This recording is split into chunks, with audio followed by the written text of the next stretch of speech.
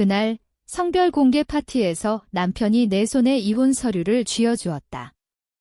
파티 풍선이 터지며 분홍 가루가 쏟아지는 순간 그는 미소를 지으며 속삭였다. 이제 내가 필요 없어. 이 아이도 그 말은 내 가슴을 칼로 베는 듯 했다. 나는 웃었다. 아니, 웃는 척했다.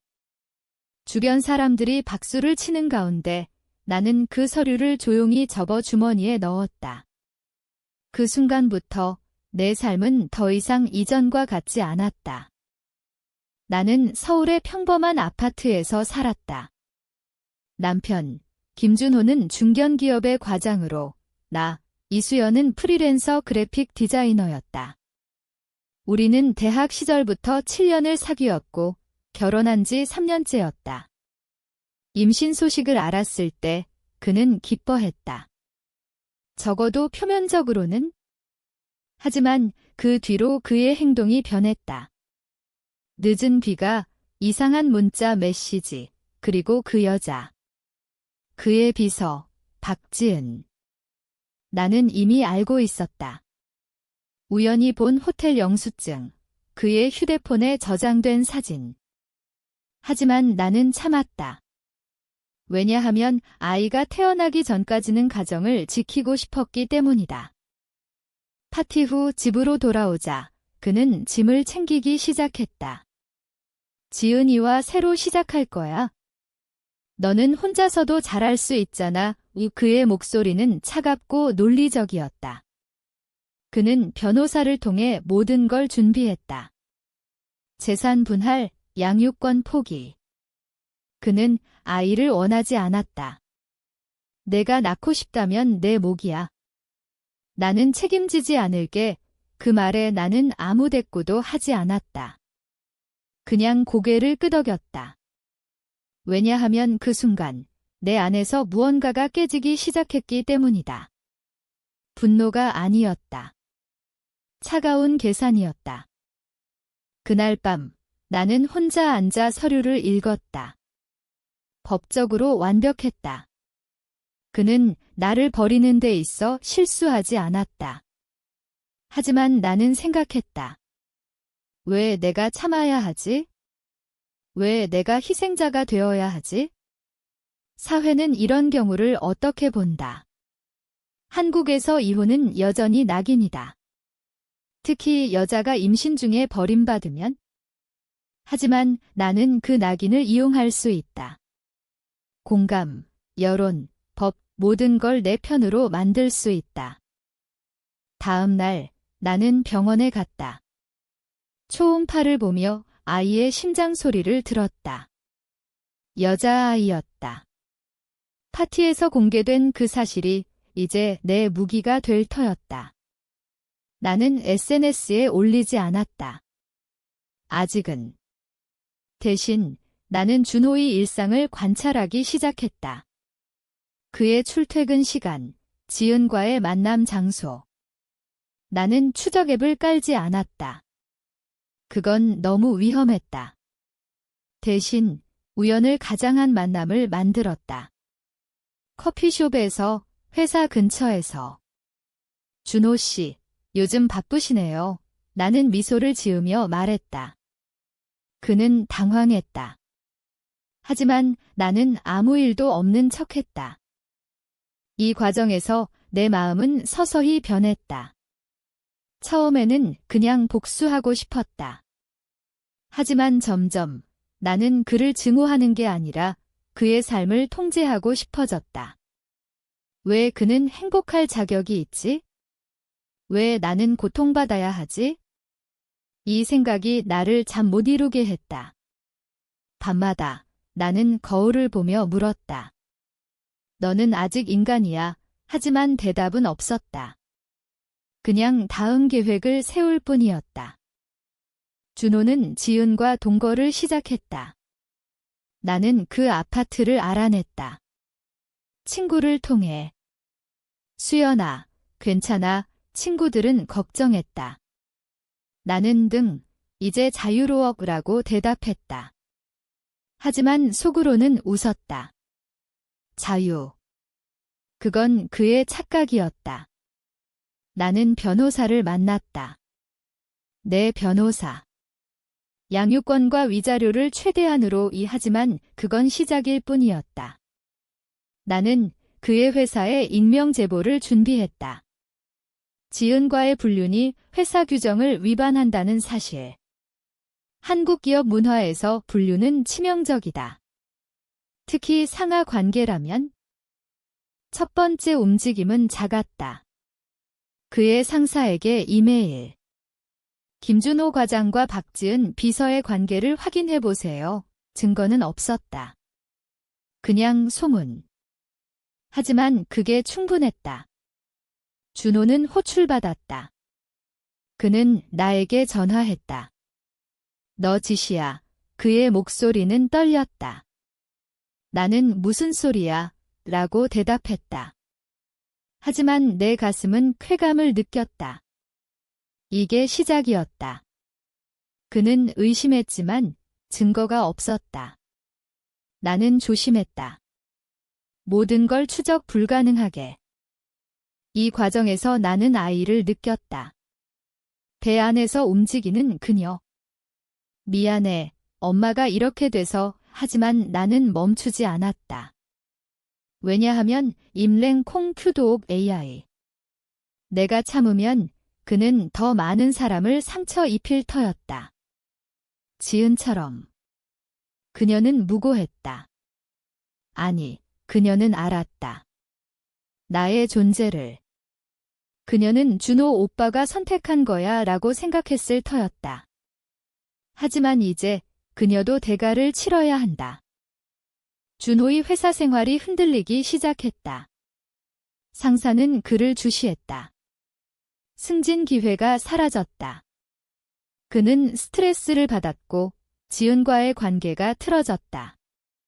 나는 그걸 알았다. 카페에서 우연히 만난 지은의 친구를 통해. 지은이가 요즘 힘들어해. 나는 동정하는 척했다. 하지만 속으로는 계획을 세웠다. 다음 단계는 여론이었다. 한국 사회에서 여론은 무기다. 특히 SNS. 나는 블로그를 시작했다. 익명으로. 임신 중 버림받은 여자의 이야기, 세부 사항은 바꿨다. 하지만 핵심은 같았다. 반응은 폭발적이었다. 댓글들이 쏟아졌다. 그런 남자는 벌 받아야 해. 여자분 힘내세요. 나는 그걸 읽으며 웃었다. 웃음이 나왔다. 왜냐하면 이게 내 통제였다. 준호는 모를 터였다. 아직. 하지만 내 안에서 갈등이 생겼다. 밤에 아이가 차는 걸 느끼며 나는 울었다. 이게 맞아? 내가 괴물이 돼 가는 건가? 하지만 다음 날 나는 다시 키보드를 두드렸다. 블로그에 더 많은 이야기를 올렸다. 그는 아이를 버렸다. 성별 공개 파티에서 사람들은 분노했다. 누군가 그의 이름을 추측했다. 나는 개입하지 않았다. 그냥 지켜봤다. 준호가 나에게 왔다. 수연아, 제발 그만해. 그의 눈은 피곤했다. 그는 지쳤다. 내가 잘못했어. 용서해줄 수 없어. 나는 고개를 저었다. 이미 늦었어. 하지만 속으로는 생각했다. 용서. 그건 내 선택이 아니야? 이제는 시스템이 움직인다. 그의 회사에서 조사가 시작됐다. HR 부서가 불륜을 확인했다. 지은은 해고됐다. 그녀는 나에게 메시지를 보냈다. 왜 나한테 그래? 나는 답하지 않았다. 왜냐하면 그녀는 도구일 뿐이었다. 이제 준호의 턴이었다. 그는 실직 위기에 처했다. 가족에게도 알려졌다. 그의 부모님은 나에게 전화했다. 수연아, 준호가 미안하다고 해. 나는 네, 알겠어요 라고 말했다. 하지만 나는 그들의 약점을 알았다. 한국 가족 문화에서 체면은 중요하다. 나는 그걸 이용했다. 블로그에 시댁의 압력글 썼다. 사람들은 공감했다. 준호의 어머니는 병원에 입원했다. 스트레스 때문이었다. 내 마음은 무거웠다. 이게 너무 과해. 하지만 나는 멈추지 않았다. 왜냐하면 처음에 그 말, 내가 필요 없어가 아직도 귓가에 맴돌았기 때문이다. 나는 아이를 위해 산다. 하지만 복수를 위해 산다. 이 둘은 이제 하나였다. 변호사 미팅에서 나는 위자료를 더 요구했다. 그의 실직을 이유로 그는 반박했다. 내가 한 짓이야. 하지만 증거가 없었다. 법은 내 편이었다. 임신 중 이혼, 불륜 증거. 판사는 동정했다. 준호는 술에 취해 나에게 왔다. 수연, 제발. 그는 무릎 꿇었다. 나는 그를 봤다. 예전의 사랑은 없었다. 그냥 연민. 아니, 만족이었다. 하지만 그 순간 나는 주저했다. 끝낼까? 하지만 아니었다. 아직 아니야? 지은이 사라졌다. 그녀는 다른 도시로 갔다. 준호는 혼자였다. 나는 그의 SNS를 지켜봤다. 우울한 포스트. 실수했다. 사람들은 비난했다. 나는 그걸 부채질했다. 익명 댓글로. 내 배는 커졌다. 출산이 가까워졌다. 나는 병원에서 혼자였다. 하지만 강해졌다. 이 과정에서 나는 변했다. 더 차갑게, 더 계산적으로. 인간성을 잃었어. 하지만 그게 문제인가? 생존을 위해.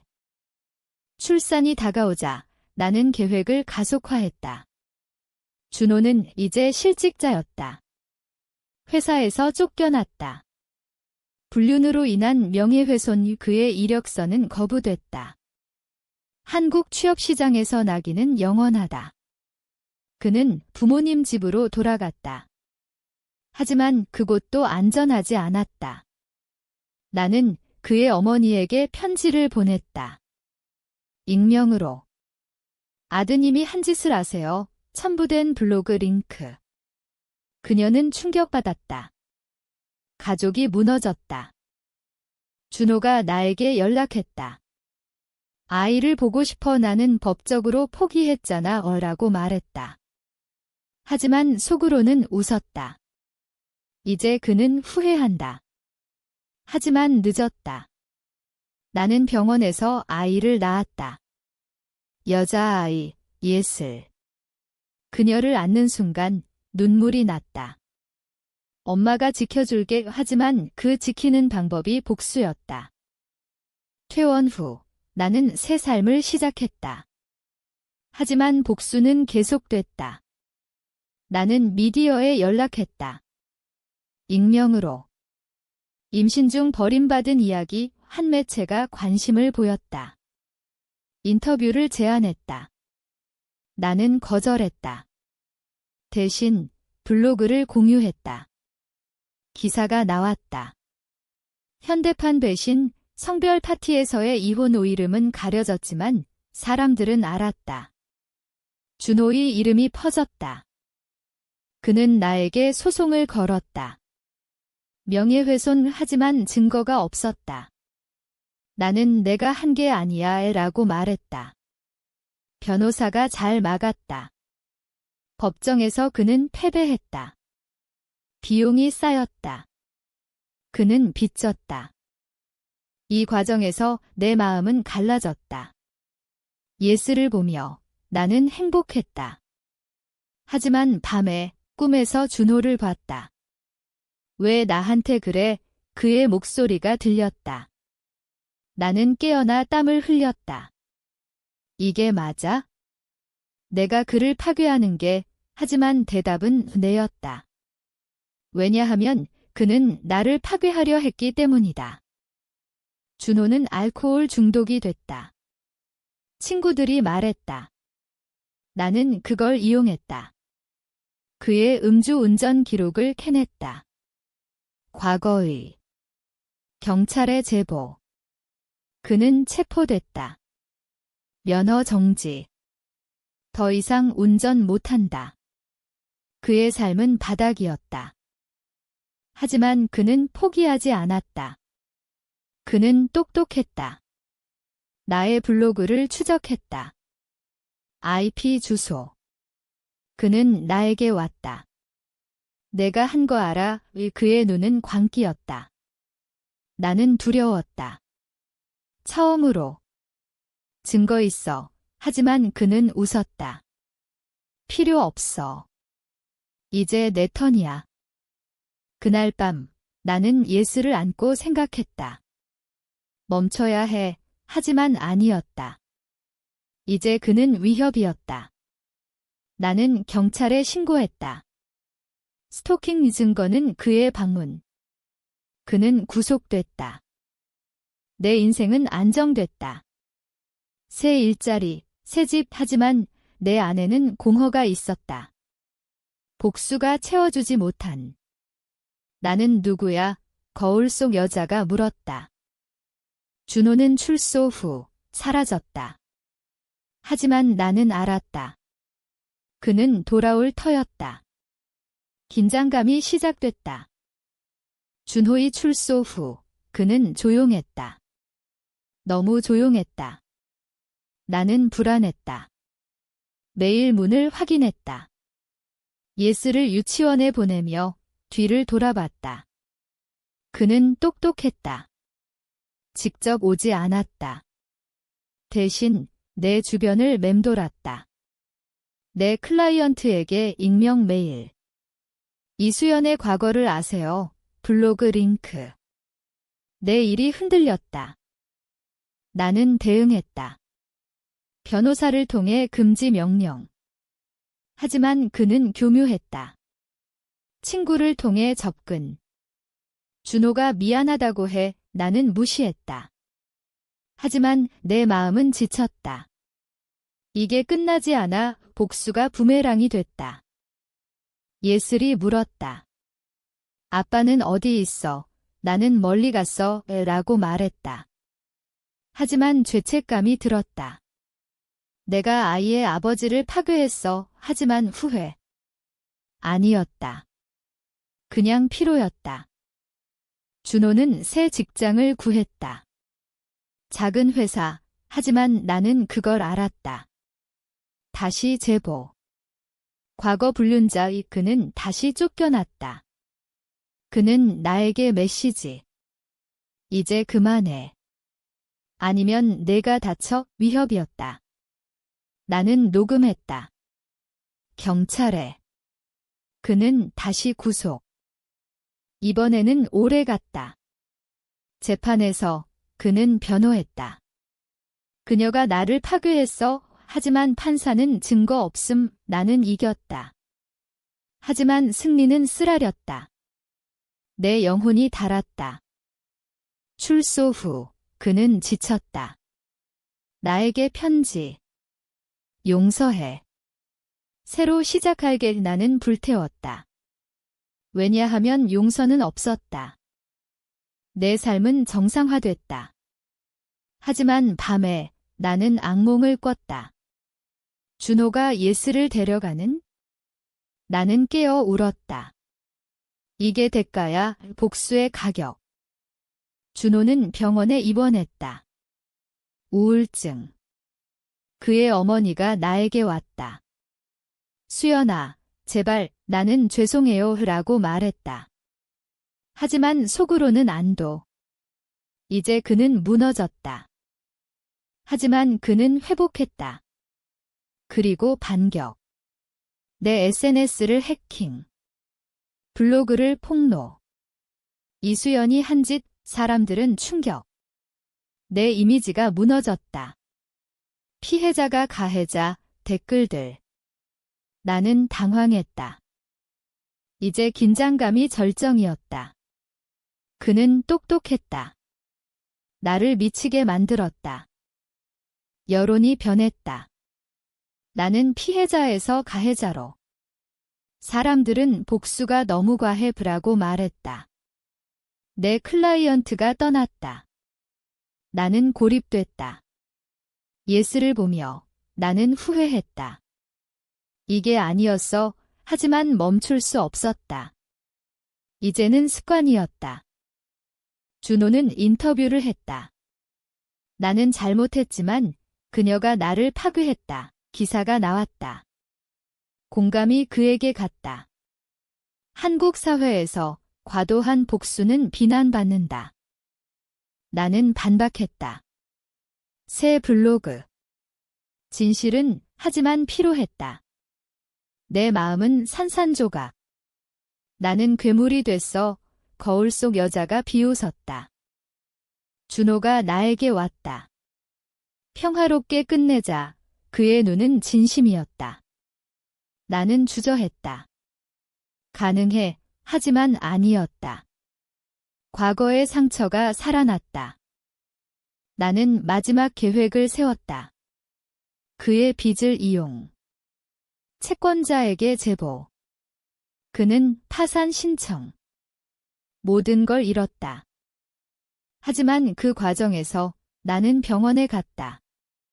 스트레스성 질환. 의사가 말했다. 쉬세요. 나는 웃었다. 쉴 수 있나? 준호는 사라졌다. 해외로. 하지만 나는 알았다. 그는 돌아올 터 긴장감이 계속됐다. 내 삶은 재건됐다. 새 파트너. 아니. 그냥 예술가. 하지만 내 안에는 그림자가. 이게 끝인가? 모든 게 끝난 듯 했다. 준호는 멀리 갔다. 나는 평온했다. 하지만 밤에 그의 말이 들렸다. 내가 필요 없어. 나는 깨어나 생각했다. 복수가 나를 구했나? 아니면 파괴했나? 예슬이 자라났다. 엄마, 왜 슬퍼? 나는 미소 지었다. 하지만 대답 없었다. 어느 날 준호의 소식. 그는 새 삶을 살았다. 하지만 나는 상관없었다. 내 복수는 끝났다. 그런데 정말 끝났을까?